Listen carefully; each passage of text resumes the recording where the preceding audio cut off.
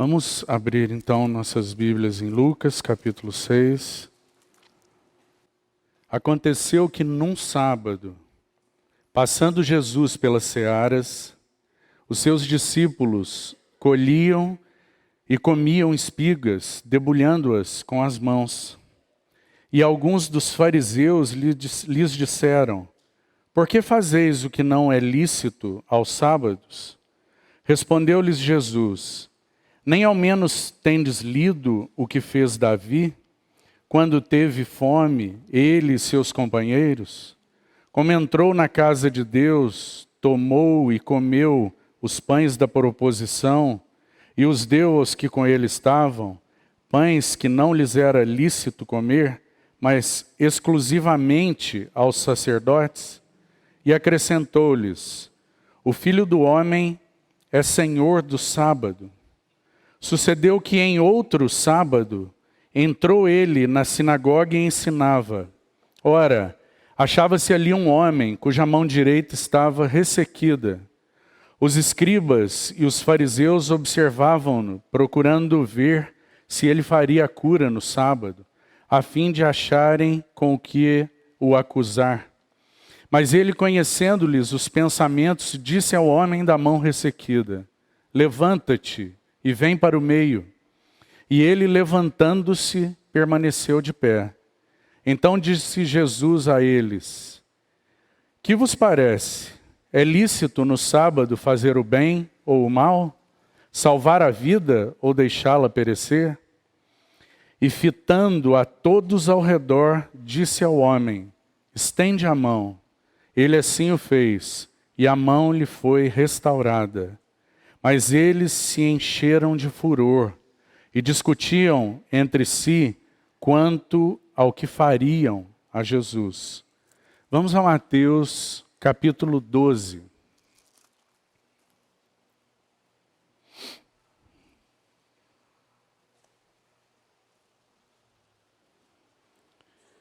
Por aquele tempo, em dia de sábado, passou Jesus pelas searas. Ora, estando seus discípulos com fome, entraram a colher espigas e a comer.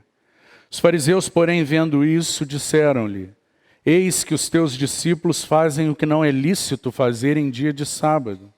Mas Jesus lhes disse: não lestes o que fez Davi, quando ele e seus companheiros tiveram fome?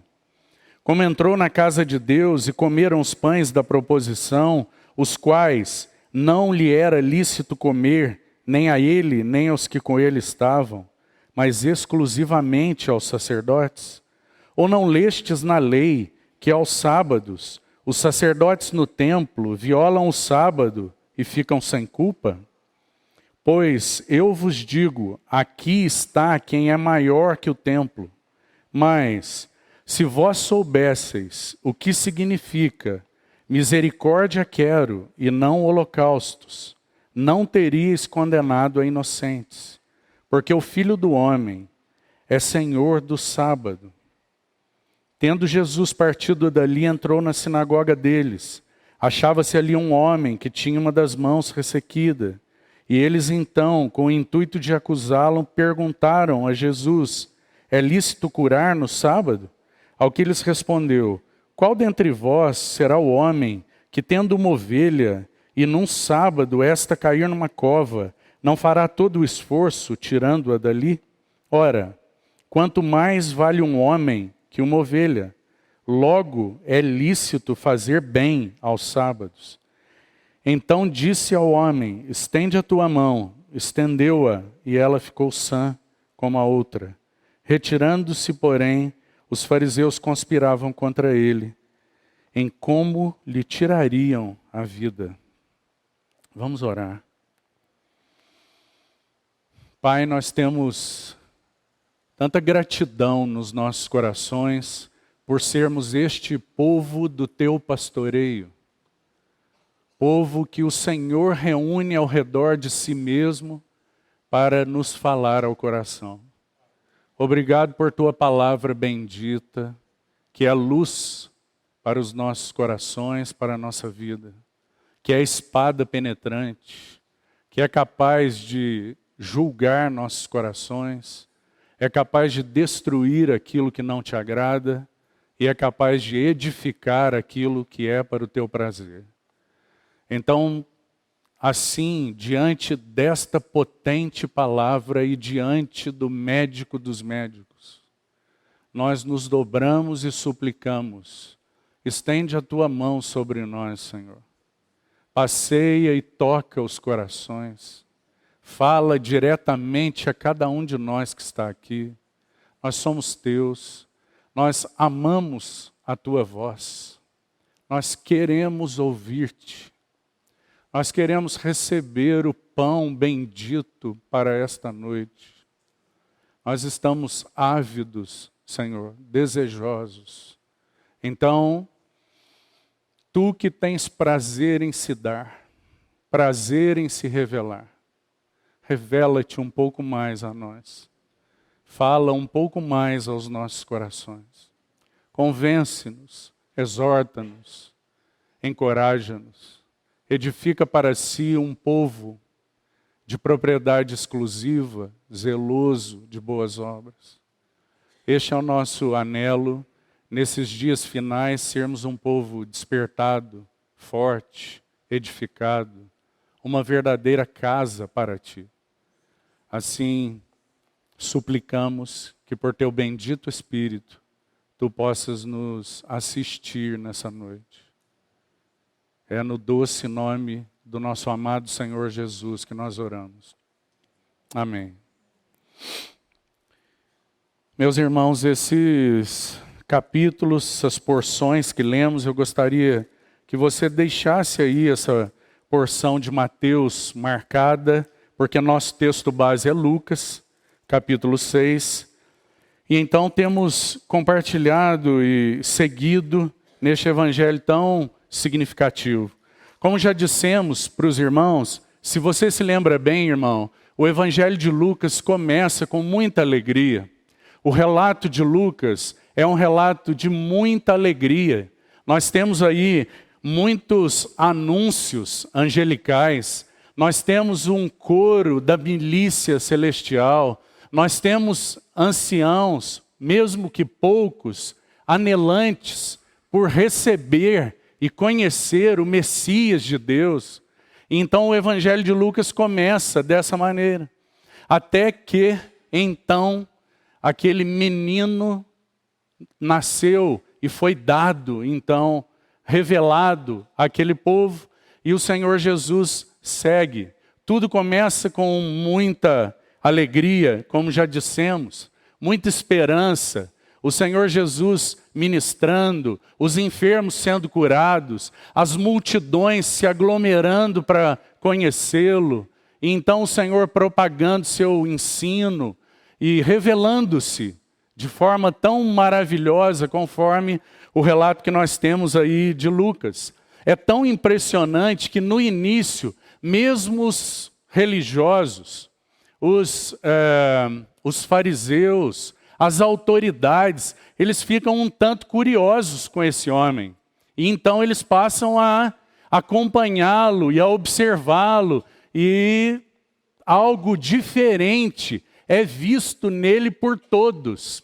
No que se refere ao povo, algo absolutamente positivo. Eles olhavam e falavam, esse homem é totalmente diferente de todos os rabinos que nós temos aqui.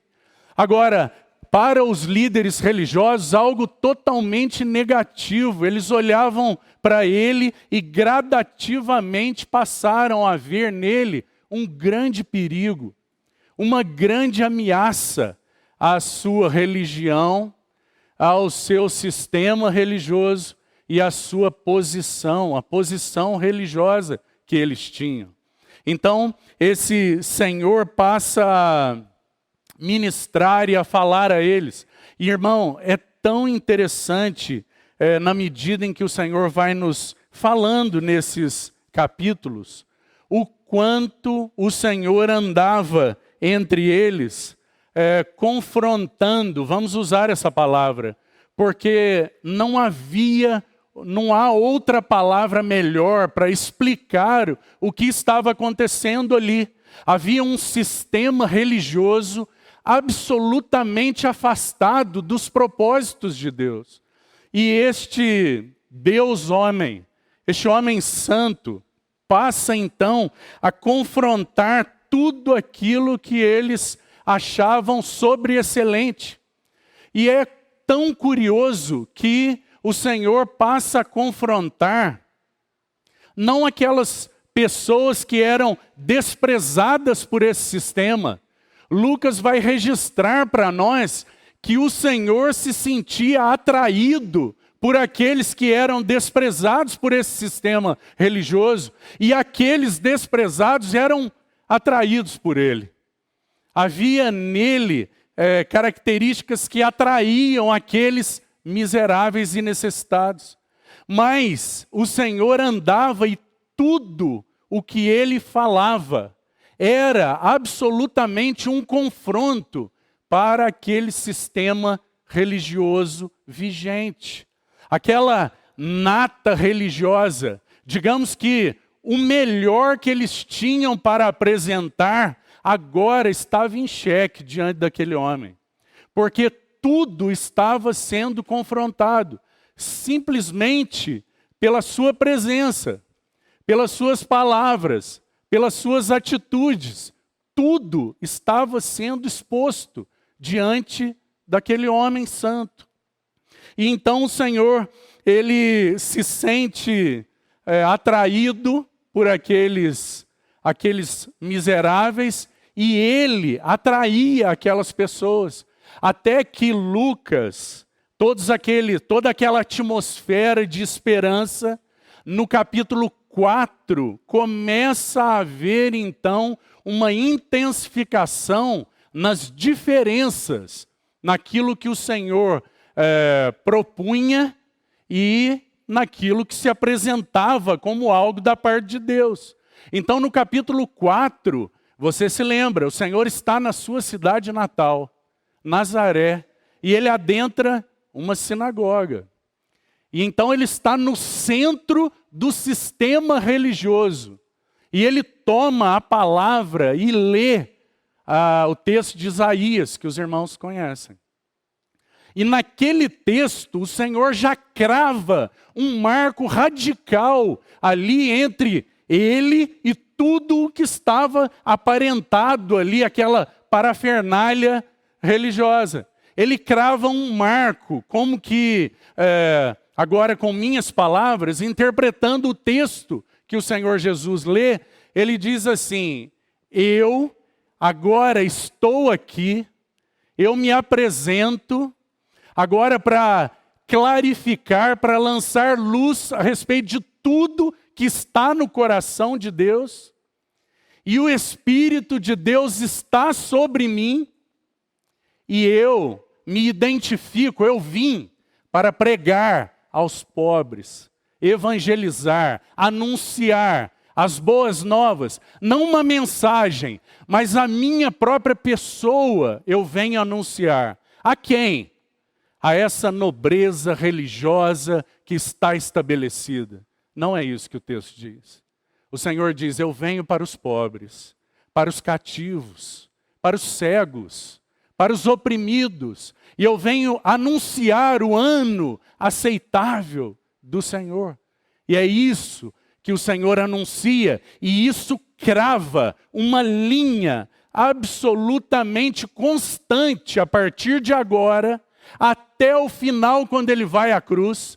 O Senhor crava uma linha que coloca todas as pessoas que estavam diante dele, discípulos, fariseus, todos aqueles que estavam ali, eles tinham absolutamente uma opção de escolha a partir do momento em que o Senhor Jesus passa a se posicionar.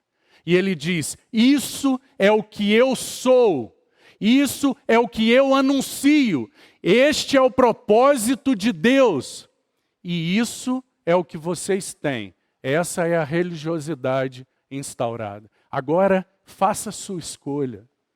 E este homem, então, passa a cravar esse abismo de diferença. Não, meu irmão, não porque ele quisesse essa posição do Senhor, ela enfurecia os fariseus. Meu amado irmão, nós estamos vivendo dias em que talvez uma das palavras do momento seja tolerância. Essa talvez seja uma das palavras do momento, tolerância. E de muitas formas é como se fosse dito que se você for um bom cristão, então você será tolerante. Então, junto com tolerância, nós ouvimos algo a respeito de ecumenismo, por exemplo. Uma maneira de se juntar, uma maneira de se reunir todos, acharmos um lugar comum, algo que seja comum, então celebrarmos aquilo que nós temos de unidade e sermos tolerantes com as diferenças. Vamos ser tolerantes. Essa é a postura dos nossos dias. Mas eu preciso dizer algo para você. O Senhor Jesus nunca adotou essa postura. Essa nunca foi a postura do Senhor Jesus. A postura do Senhor Jesus sempre foi absolutamente oposta. Não porque ele quisesse brigar, não porque o Senhor Jesus era indelicado, não porque o Senhor Jesus era intolerante, mas porque o Senhor Jesus era absolutamente verdadeiro. Ele era alguém compelido pela verdade. Ele não abria mão da verdade. Ele não recuava em face de qualquer apelação. Ele não ouviu os fariseus e disse: espera aí, deixa eu considerar aqui, vamos fazer uma concessão, vamos acomodar as coisas, o que eu estou dizendo com o que vocês estão dizendo, e nós vamos fazer uma conferência aqui do judaísmo com o evangelho, e as coisas vão andar juntas, e vai dar tudo certo, e nós vamos seguir tolerantes. O Senhor Jesus sabia que isso é impossível, e que o evangelho genuíno, a apresentação genuína da sua pessoa, crava um abismo radical, posicionado em relação a tudo que não é verdadeiro. E o que enfurecia os fariseus é que o Senhor apresentava em todas as oportunidades a verdade sem titubear. Mas o que estava acontecendo com eles, o que foi advertido por Paulo, abra aí sua Bíblia em 2 Timóteo, para ler um versículo comigo. E o que acontece nos nossos dias é o que Paulo já advertiu Timóteo que aconteceria. Veja em 2 Timóteo, um versículo conhecido, mas gostaria que você abrisse para ler. Capítulo 4, o versículo 2, o apóstolo Paulo está fazendo um encorajamento a Timóteo. Ele está dizendo: prega a palavra, irmão. Que palavra? A palavra da verdade. A palavra da verdade, a palavra de Cristo. Não é uma interpretação própria, não é nada que não seja a palavra genuína, viva, verdadeira de Deus. Então ele está encorajando Timóteo, está dizendo: prega a palavra, insta, quer seja oportuno, quer não, corrige, repreende, exorta com toda longanimidade e doutrina. Veja que o apóstolo Paulo já advertiu, e nós estamos vivendo dias que são retratados pelo versículo seguinte, e diz aí: pois haverá tempo em que não suportarão a sã doutrina. Se você quiser tirar a sã doutrina e substituir pela verdade da palavra de Deus, é a mesma coisa. Haverá tempo em que não suportarão a sã doutrina. Pelo contrário, cercar-se-ão de mestres, segundo as suas próprias cobiças, como que sentindo coceira nos ouvidos, se recusarão a dar ouvidos à verdade. Veja isso, irmão. Entregar-se-ão a fábulas Não são tão atuais esses versículos? Se esses versículos, se nós estivéssemos citando esses versículos como algo que foi escrito ontem, eles são tão atuais, a palavra viva de Deus. Porque nós estamos vivendo esses dias, dias que o Senhor Jesus enfrentou, em que o Senhor se posicionou de uma maneira tão contundente, não abrindo mão de expor que aquele sistema religioso era, na verdade, vendo um irmão comentar esse texto, ele usou uma expressão muito interessante. Ele diz que o Senhor estava confrontando aquele sistema e aqueles religiosos porque eles eram destruidores de almas. É a expressão que ele usa. Eles eram destruidores de almas. É o que aquele sistema propunha, porque aquele sistema propunha uma série de regras e tradições humanas instituídas por eles, e eles enganavam as pessoas dizendo que se isso fosse cumprido, Deus seria agradado. Era isso que eles propunham. Cumpra essas coisas, faça essas obras, você irá garantir a sua salvação. E essas mentiras todas estavam destruindo as almas das pessoas. E é a isso que o Senhor então enfrenta e confronta esse sistema religioso dominante. O Senhor nunca teve essa atitude de tolerância. Agora, irmão, tenha cuidado com essa palavra. Nós não estamos estimulando ninguém aqui a ser radical e briguento, não é isso. Mas o Senhor não manifestava nenhum tipo de recuo, de acomodação ou de mistura quando a verdade precisava ser colocada. O apóstolo Paulo vai nos orientar em Efésios que nós fomos chamados como igreja, como povo de Deus, como ministros de Deus, servos de Deus, para seguir a verdade em amor, é o que ele coloca. Que expressão maravilhosa, não é? Seguir a verdade. Nós somos aqueles que respondem àquele que é o caminho, a verdade e a vida. Nós seguimos a Jesus, seguimos a verdade. Mas essa verdade, ela não é nos nossos lábios, ou pelo menos não deve ser, julgadora, esmagadora, implacável ou sem amor. Compreende, irmão? Então o apóstolo Paulo diz, seguindo a verdade em amor. Porque o Senhor era implacável com esse sistema religioso, amando todos aqueles que estavam aprisionados por esse sistema, sendo tão verdadeiro com eles quanto é possível ser, e amando a eles o tanto que é possível amar, se é que nós podemos mensurar isso, porque ele é verdadeiramente amor. E então, nós vemos essa atitude do Senhor. Essa é a postura que ele adotou. E essa postura sempre intensificava o conflito, irmão. É como se cada vez que o Senhor Jesus se encontrasse com eles, como nesse dia em Lucas 4, que ele lê aquela palavra, então fala, interpreta aquela palavra e diz, essa palavra é a meu respeito. Eu sou o Messias. Eu vim cheio do Espírito para evangelizar. Quando o Senhor faz isso, abria uma ferida no coração daqueles religiosos. Na medida em que eles se encontravam de novo com o Senhor, e o Senhor falava novamente, era como jogar sal na ferida.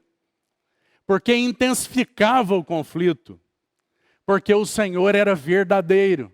E a verdade expunha, absolutamente expunha, trazia à luz todo o erro e toda aquela maneira. Ele não era insensível, ele não era indelicado, ele não era intolerante, ele era apenas verdadeiro. Você nunca vai encontrar uma situação sequer em que o Senhor chama os fariseus para fazer uma acomodação entre o evangelho que ele pregava e o sistema religioso que eles pregavam. Nunca.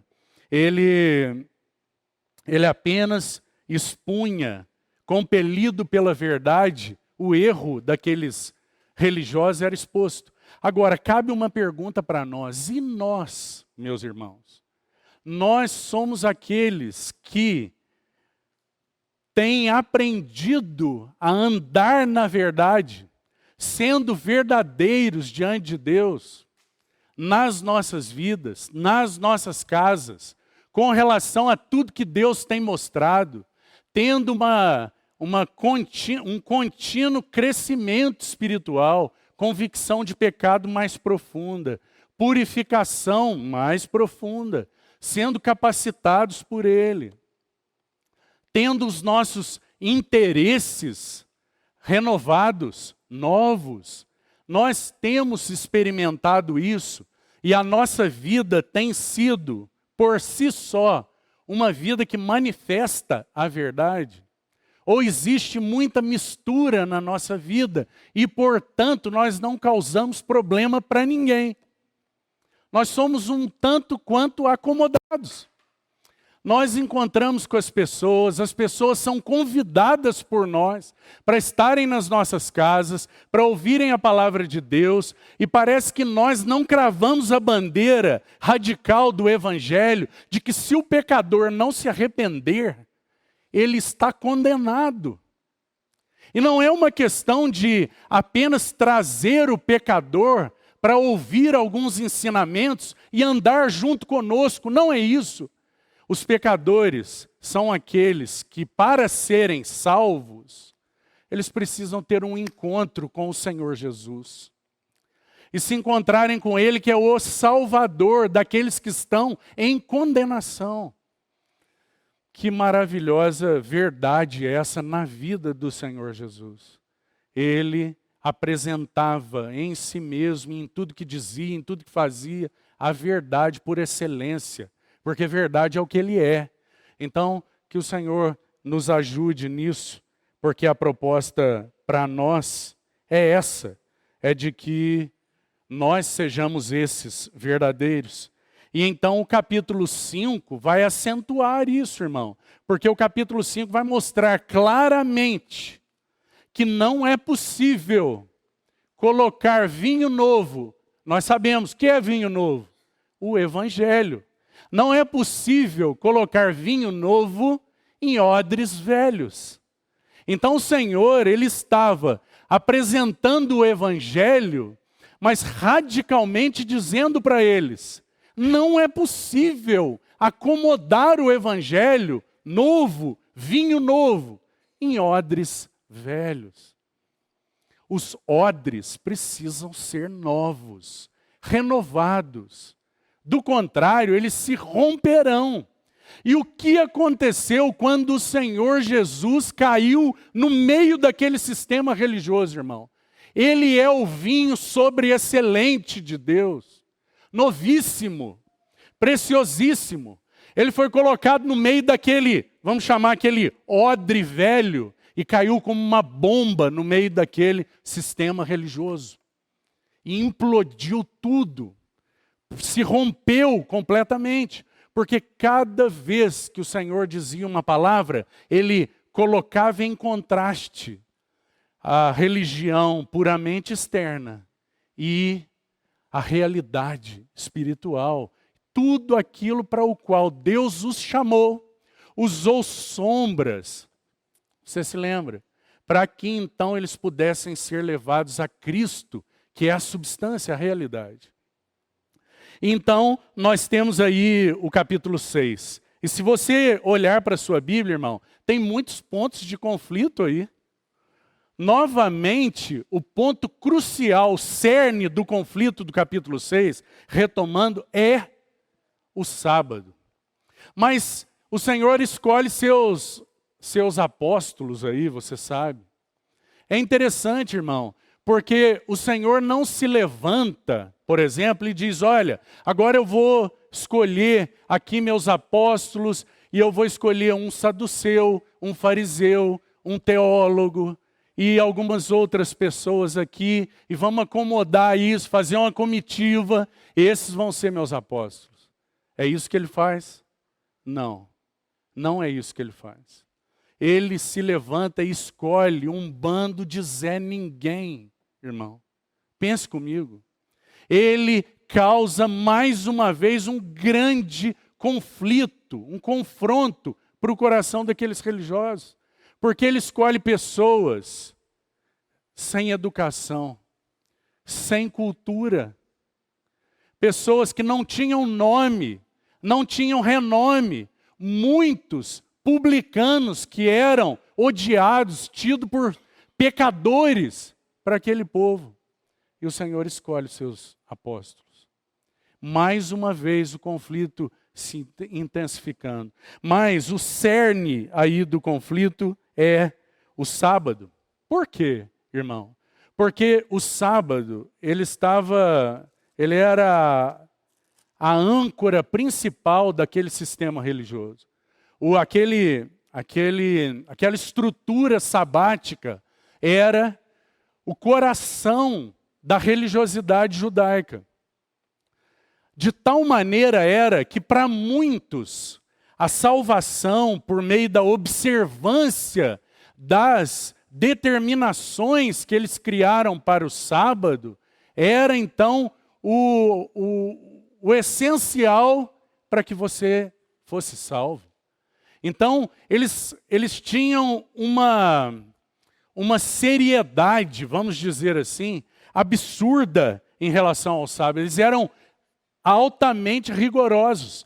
Eles tinham um acúmulo de tradições que vinham de séculos, irmãos. Eles tinham interpretações, novas interpretações, reinterpretações. O Talmud, ele tem 24 capítulos destinados apenas a regulamentações do sábado. Existe relato, irmão, de rabinos que passaram 2 anos estudando um desses capítulos. Apenas para que os irmãos tenham ideia do que nós estamos dizendo. E por que o sábado, então, era algo tão conflitante para eles? Porque era o coração da religião deles. Agora vamos nos lembrar, porque talvez agora seja importante que nós nos lembremos. Eles tinham toda essa carga relacionada ao sábado, e isso foi se acumulando, até que aquele dia, o 7º dia, o dia de descanso, a instituição, nós vamos já abrir o texto no Velho Testamento, a instituição desse dia é que ele deveria ser uma expressão da graça, da bondade de Deus, tão positivo. Ele se tornou o pior dia, um dia opressivo, um dia rigoroso. Isso é o que o sábado se tornou, um dia odiado por todos, porque eles tinham tantas observâncias, eles passavam um dia tão tenso, que eles não experimentavam nada do que na realidade deveriam experimentar, aquilo para o qual o Senhor designou aquele dia. E então, o sábado, como já dissemos, significa descanso, né? A palavra grega aí, sabaton, significa literalmente cessar completamente, parar completamente. Essa é a palavra aí grega para sábado. O sábado era para descanso, exclusivamente para descanso. E nós vemos isso, irmão, essa nota maravilhosa em toda a Bíblia. Mas aqui, agora, nós precisamos nos lembrar de algo. Você sabe que essa situação está acontecendo em um sábado especial. Ele é o 2º sábado, porque no sábado anterior, a partir da sexta-feira, eles tinham celebrado a Páscoa. E também os asmos. E logo posterior a isso, a festa da Páscoa, dos asmos, eles então tinham as primícias. E nós sabemos o quanto isso estava fresco na mente dos discípulos e na do Senhor então, irmão. Estava absolutamente cheia de toda a realidade que essas festas tipificavam. E então aqui eu gostaria de convidar você para abrir a sua Bíblia em Levítico 23, para nós fazermos alguns destaques aí e seguirmos a partir daqui nessa questão das primícias e fazermos algumas notas. Levítico capítulo 23, abra comigo por favor e olhe aí para a sua Bíblia, porque esse é um capítulo importante.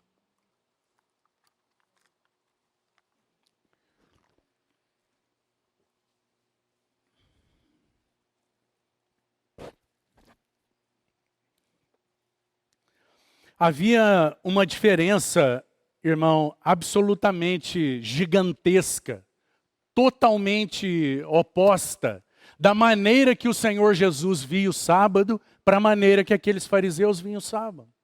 Para eles, o sábado era um dia de restrição, era um dia de escravidão, era um dia de opressão. E para Jesus? Para Jesus era um dia de descanso, de liberdade, de refrigério. O Senhor Jesus via o sábado de uma maneira absolutamente diferente deles. Agora, por que as coisas chegaram nesse ponto? E por que está havendo um conflito tão intenso aí, sendo que quem instituiu tudo isso para eles foi o próprio Deus? O que houve que o afastamento foi tão grande que havia agora uma maneira tão diferente de considerar esse dia? Para Jesus, liberdade, refrigério, descanso. Para eles, escravidão, restrição, opressão. Isso é o que o sábado era para os fariseus e para o Senhor Jesus. Então, olhe para a sua Bíblia, por favor, em Levítico 23. Irmão, esse é um capítulo muito importante. Levítico 23 faz um registro aí para nós das 7 festas que o povo de Israel celebrava. 7 festas. Se você contar o sábado, são 8. Certo? Mas o sábado, ele está designado, separado daquelas 7 festas. Por que nós sabemos? Você observa a expressão no versículo 1, final, são estas as minhas festas. Então nós temos o registro do sábado no versículo 3. E no versículo 4, então agora a Páscoa, e novamente a expressão, são estas as festas fixas. Então veja, o sábado está como que em lugar de destaque aí, nesse capítulo que vai fazer menção das festas. Agora, irmão, essas festas todas aí, todas elas trazem uma expressão da graça, da bondade, do descanso que Deus propunha para o seu povo. Todas essas festas eram celebrações para que o povo se lembrasse, para que o povo estivesse em contato com a graça e a bondade de Deus. A misericórdia, o favor, o descanso proposto por Deus para aqueles para o qual Ele chamou. Um descanso que só Deus experimentava, irmão. Um descanso só dele. Mas Ele decidiu dividir o seu descanso com aqueles que Ele chamou. Então o que nós temos? O Senhor estabelecendo aí o sábado como um fundamento. E a partir daí, então nós temos todas as outras festas. A estrutura do capítulo aí, se você observar, você vai ter uma designação de todas as festas. Mas lembre-se, a Páscoa, no meio aí dos versículos da Páscoa, você tem no versículo 6, a festa dos pães asmos. E depois, no Pentecostes, verso de 15 a 25, você tem trombetas no verso 24. Para que então você tenha as 7 festas. Estou só designando aí para você. Agora, o que é tão maravilhoso, irmão? E o que estava na mente do Senhor Jesus quando, no segundo sábado, então, ele estava com seus discípulos numa seara e eles estavam comendo por fome, debulhando e comendo naquelas espigas. Então, o capítulo 23 nos apresenta aí primeiro sábado. Um fundamento de todas as ações graciosas de Deus com o seu povo. Para que o povo percebesse que em todos os tratos de Deus com eles, o que Deus revelava, o que Deus manifestava, é graça sobre graça. E então, o sábado tem essa primeira designação. Depois, irmão, você tem Páscoa, pessoa e obra de Cristo, redenção, o sangue do Cordeiro. Então, os asmos, do que fala? Santidade prática, uma vida de santidade, uma vida santa. Então depois, primícias. Aquele Cordeiro, aquele que derramou o seu sangue, Santo de Deus, ressuscitou. Se você seguir, então logo após as primícias, você tem Pentecostes, nascimento da igreja. Irmão, da Páscoa até tabernáculo, você tem todo o propósito de Deus descrito nessas festas. Nós temos desde a redenção na pessoa de Cristo até o milênio na festa dos tabernáculos. Tudo isso está descrito aí na tipologia das festas. Que maravilhoso. Mas o que nos interessa? Que a Páscoa, os asmos e as primícias estavam tão frescas por terem acabado de ser celebradas quando o Senhor está naquela seara com os seus discípulos. E o que o Senhor tinha na sua mente? Principalmente a questão das primícias. E isso é muito importante de destacar aí, porque isso estava na mente do Senhor. Agora, o que nós precisamos nos lembrar? Como era essa festa das primícias? Aqueles primeiros grãos, segundo o que você lê aí nesses versículos, o molho movido, verso 11, de 9 a 14 aí, aquele molho movido, aquele primeiro molho de frutos já maduros, ele era levado ao sacerdote no dia seguinte ali da Páscoa, era levado ao sacerdote, apresentado ao sacerdote, para que todo o povo tivesse algo na sua memória, irmão. Não era simplesmente um cerimonial, mas Deus queria que eles tivessem algo na sua memória.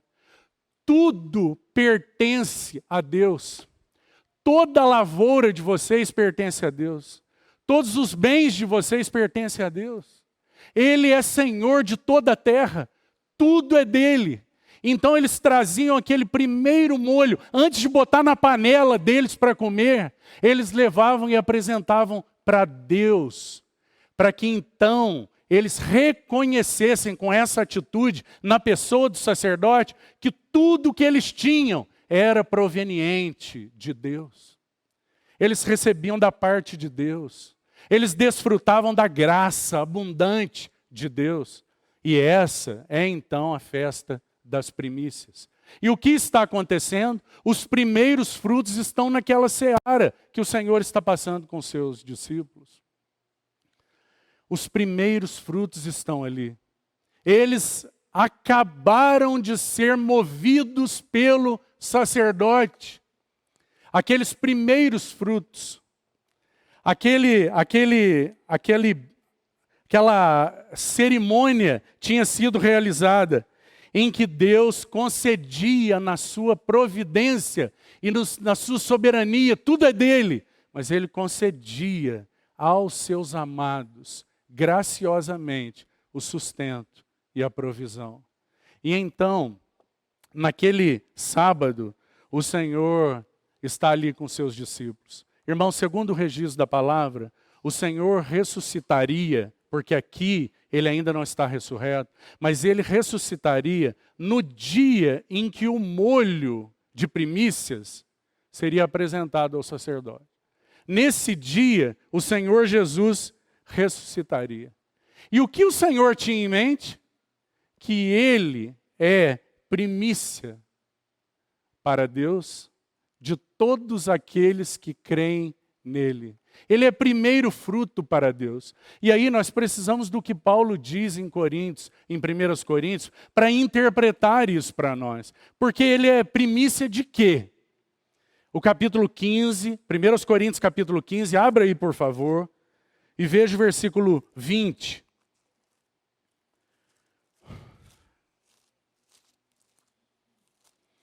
Primeiros Coríntios capítulo 15, veja o verso 20.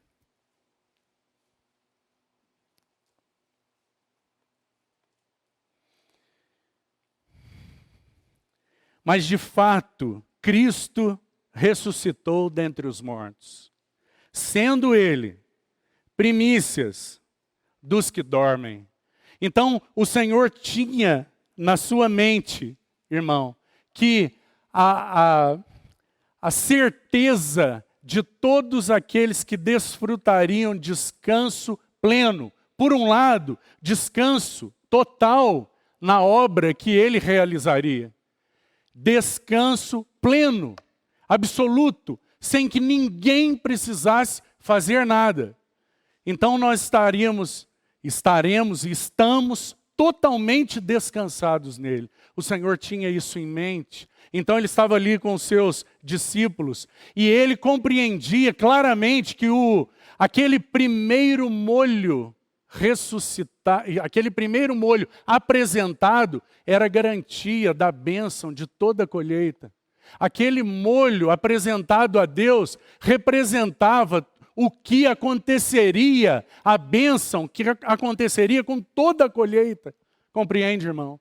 Então o nosso amado Senhor é primícia, é aquele primeiro fruto ressurreto diante de Deus e garante para nós que somos a colheita de Deus, a lavoura de Deus, garante para nós a mesma realidade. Por isso ele é primícia de todos os que dormem. E na esfera do ressurreto, nós então temos toda a provisão de graça. Agora, o sábado apenas dizia de forma simples, descanse, honre a Deus, separe-se para Deus, adore o Senhor, torne-se santo para Ele. Essa era a prerrogativa do sábado, mas os fariseus diziam algo absolutamente diferente disso. E quando o Senhor Jesus com seus discípulos estão ali a comer aqueles frutos, então eles se aproximam do Senhor com todo aquele rigor. Irmão, certamente aqueles fariseus que se aproximaram dele, eles moravam próximos daquele lugar. Porque eles não podiam andar mais do que 3.000 passos naquele dia. Então eles certamente eram próximos daquele lugar. Porque tamanho era o rigor do sábado. Eles tinham medo de tomar banho. Porque se a água caísse e lavasse o chão, e eles tinham medo de que esse trabalho de lavar o chão, eles os colocasse então em pecado. Eles tinham receio de arrastar uma cadeira, porque se a cadeira fizesse um sulco, isso era considerado trabalho. Eles não podiam debulhar nada, eles não podiam, eles tinham tantas restrições. E até hoje os judeus ortodoxos seguem com todas essas restrições. Nos Estados Unidos, em Nova York, há uma grande colônia judaica. E naqueles muitos prédios ali, eles têm aqueles elevadores sabáticos, que no sábado, eles então param em todos os andares para que você não precise apertar nenhum botão. Para que então você não realize trabalho nenhum. Esse é o intenso e opressivo compêndio de determinações que eles geraram, interpretando aquilo que Deus disse. Como é possível chegar em algo tão distante, tão contrário àquilo que Deus diz? E então, eles se apresentam para Jesus e dizem: por que você desafia a nossa religião? Por que você desafia o nosso sistema? Por que os seus discípulos estão fazendo algo ilícito no sábado? E você se lembra, irmão, que o Senhor Jesus responde citando Davi. O Senhor faz uma citação daquela cena de Davi, nós sabemos. E aquela citação, ela é tão maravilhosa, tão cheia de significado. E o texto de Mateus que nós lemos traz um registro mais completo do que aquele de Lucas. Então, o Senhor vai trazer a memória deles. E como que dizer, vocês não leram o que fez Davi? Então lembrem-se, Davi adentra o templo e lá havia uma mesa. Então, é como se o Senhor estivesse trazendo na memória deles algo que eles lembravam muito bem, eles sabiam de cor essas coisas. Então ele diz, olha, lembre-se daquela mesa dos pães, aquela mesa preciosa de ouro.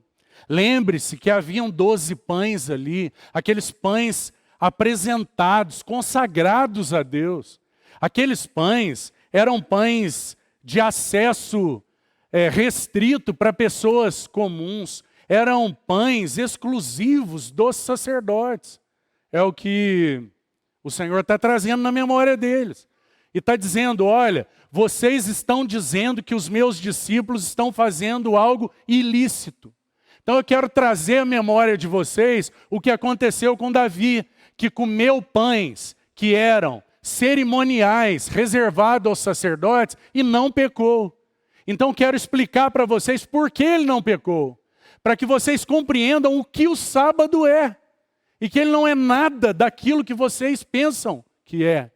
E agora está aqui o Senhor do sábado.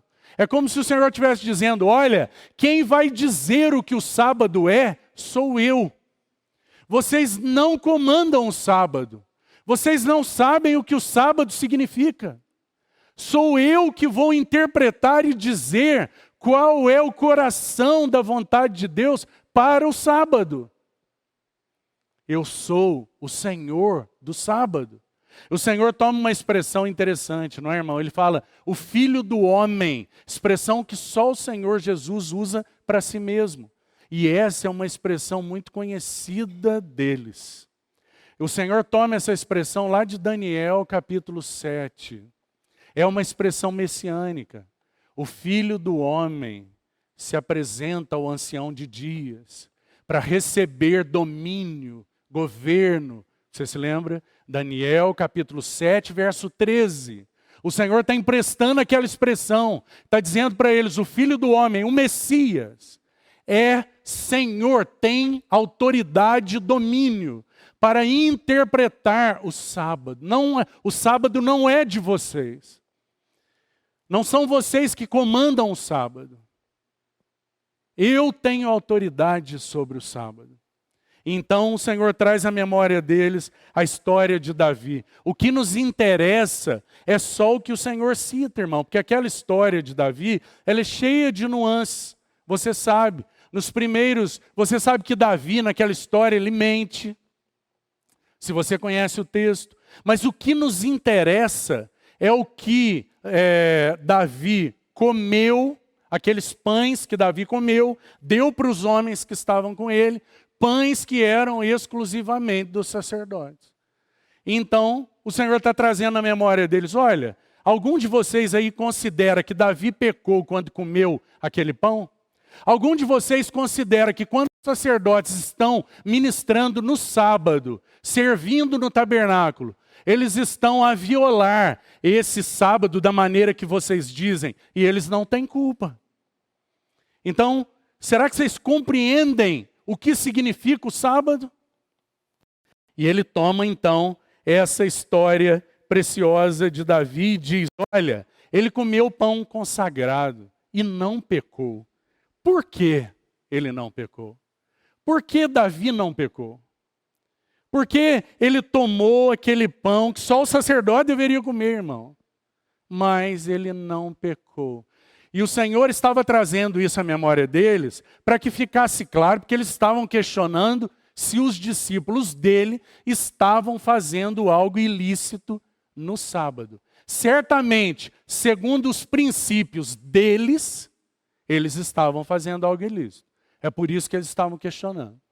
E então, o Senhor toma aquela cena de Davi e diz assim: olha,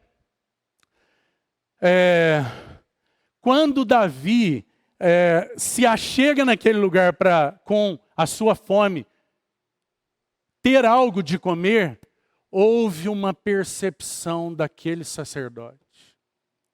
Houve, de alguma maneira, aquele sacerdote percebeu o que nenhum fariseu percebia. De alguma maneira, aquele sacerdote percebeu. Percebeu o quê? Que a misericórdia e a compaixão são mais importantes do que a cerimônia. Que a misericórdia e a compaixão são mais importantes do que os sacrifícios. E o Senhor Jesus cita isso em Mateus, capítulo 12, no mesmo texto. O registro de Mateus é mais completo. Então, o que o Senhor está fazendo? Ele está dizendo: olha, quando Davi comeu daquele pão, houve uma concessão de misericórdia para que ele participasse do que era cerimonialmente apenas lícito aos sacerdotes. Eu abri uma concessão por meio do meu servo sacerdote, para que Davi fosse então um testemunho e tivesse uma experiência de que no sábado, o sábado não é um dia de restrição, mas de graça, bondade e misericórdia. É uma expressão da minha graça, da minha misericórdia e da minha bondade. Então, quando Davi se apropria e come daquele pão, irmão, ele está testemunhando que a misericórdia, misericórdia quero, é o texto de Oséias, que então é citado pelo Senhor aí, verso 7. Se vós soubesses o que significa misericórdia quero e não holocaustos. Misericórdia quero e não holocaustos. Então isso necessariamente faz uma grande acusação aos fariseus. O Senhor está dizendo: se eu abrir uma concessão de misericórdia no sábado, para que Davi abriu uma concessão de misericórdia naquele princípio cerimonial divino, foi Deus que orientou, certo? Aquela é uma orientação de Deus. Eu abri uma concessão de misericórdia naquela orientação cerimonial divina. Por que que vocês não abrem nenhuma concessão nas suas tradições humanas, que não tem nada de divino?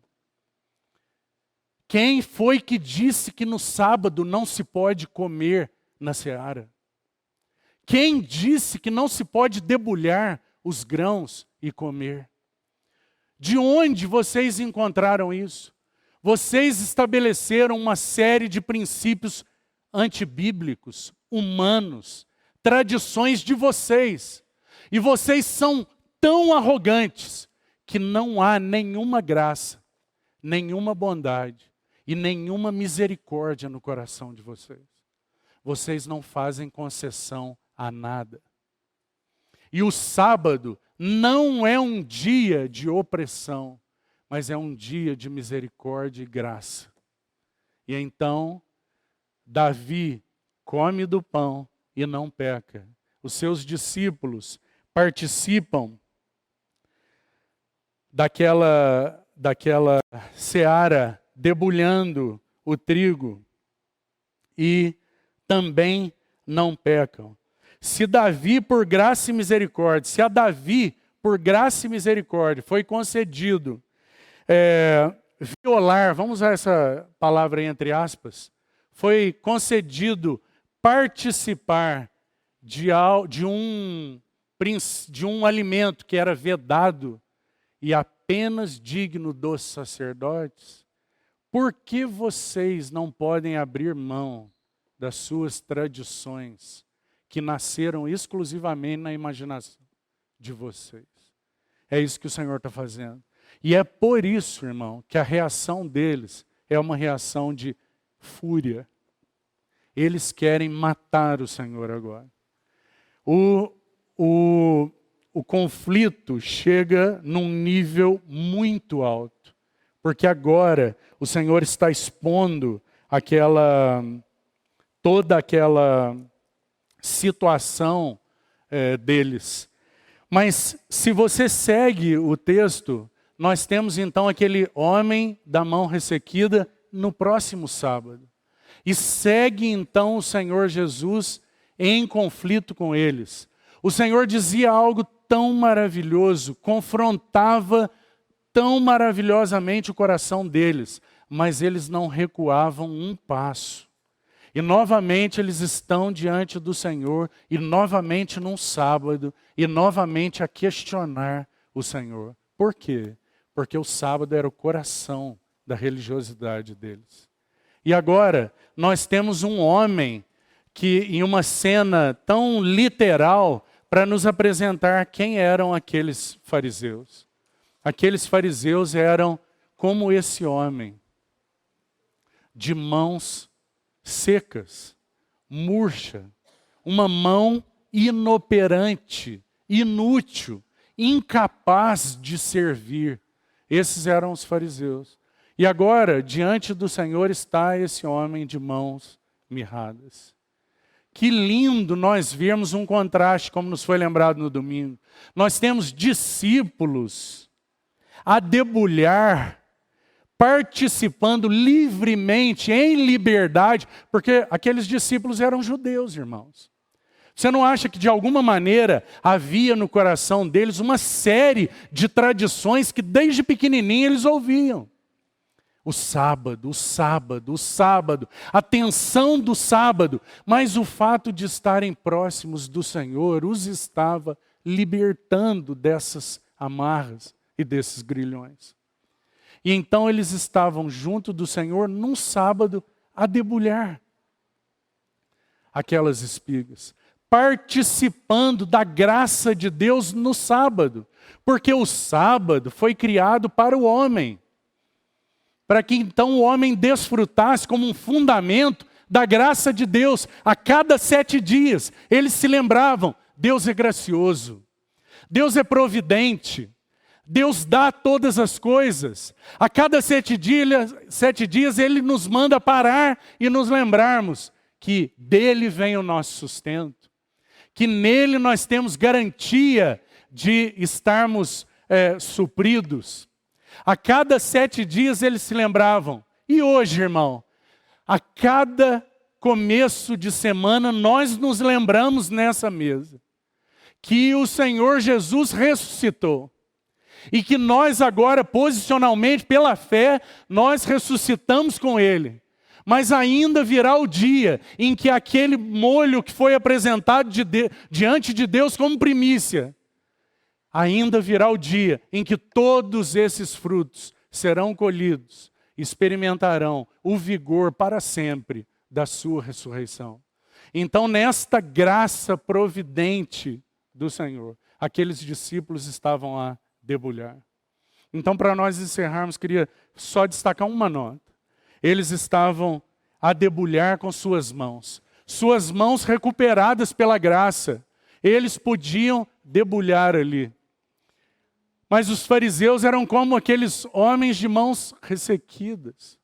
O Senhor do sábado, cheio de graça, estava diante deles.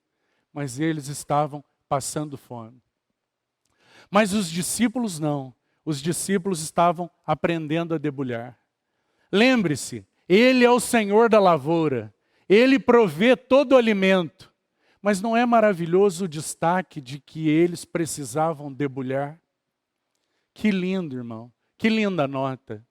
Há nas searas do Senhor alimento para todos nós, mas não tem bolo pronto, irmão. Tem grãos a debulhar, porque Ele é todo gracioso, mas nós somos todo responsáveis. Ele é todo cheio de graça, e Ele tem na sua seara tanto alimento para você e para mim, mas não tem bolo pronto. Você precisa rebuscar e colher e debulhar, para que então, cavando, você descubra as pedras preciosas.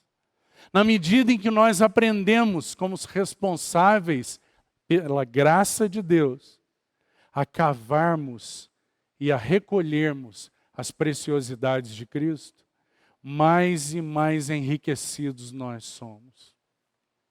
Que o Senhor nos encoraje nesses dias, porque o que estava acontecendo, reforçando, era um absoluto contraste entre toda aquela religião instaurada e a pessoa do Senhor Jesus. Lembre-se de Colossenses capítulo 2, versos 16 e 17. O apóstolo Paulo vai falar algo importante para a igreja. Então ele diz assim, que ninguém vos julgue por festas, por dias, por luas, por sábados, ele cita lá. Ninguém julgue vocês, e aqui nosso foco é o sábado, por sábados. Porque todas essas coisas eram sombra, apenas apontavam para a realidade. E aí a nossa tradução diz assim, e o corpo é de Cristo. E a palavra no grego lá é soma para corpo, ou seja, substância, realidade.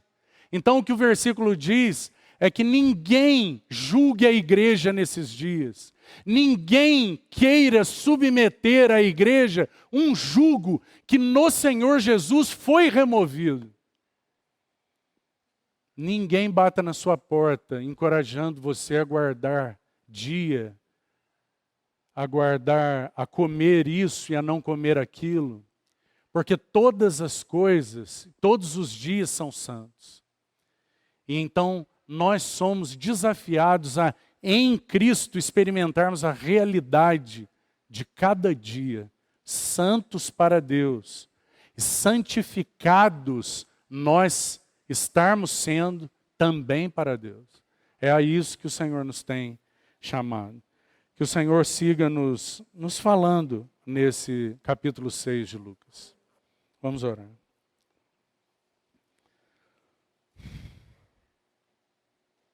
Senhor, muito obrigado por Tua palavra tão preciosa. Nós realmente desejamos ser este povo, que unidos a Ti, ó vitorioso e ressurreto Senhor, experimentamos toda provisão, todo sustento, toda graça proveniente do nosso Pai. E termos em Ti aquela garantia de que ressuscitamos contigo e para sempre desfrutaremos de Tua vida. Cremos que breve vem o dia em que o Senhor nos receberá para si, para estarmos contigo para sempre. Ajuda-nos, Senhor, para que nada nos aprisione nesses dias que temos vivido. E sejamos um povo livre, descansado em Ti, que experimenta as provisões de graça do manso e humilde, que toma do Teu jugo, que é leve e suave, e que acha descanso para as suas almas. Livra-nos de tudo que possa nos oprimir. Fomos libertados por Ti. E se o Filho nos libertou, verdadeiramente somos livres. Essa é a nossa bênção maior. Nos ajuda, Senhor, para que Tua palavra vá mais fundo nos nossos corações. Te agradecemos, em nome de Jesus. Amém.